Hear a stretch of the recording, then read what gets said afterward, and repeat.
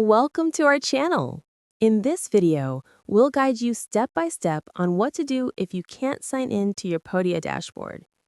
Following these steps will help you regain access quickly and securely, so you can manage your courses, products, and subscribers. Step 1. Go to the Podia login page. Open your browser and visit podia.com/login. Make sure you are on the official site to avoid phishing scams. Step 2. Enter the email address associated with your Podia account and click Continue. Step 3. Use the Forgot Password option. If you can't remember your password, click Forgot Password and follow the instructions in the email Podia sends you to reset it. Step 4.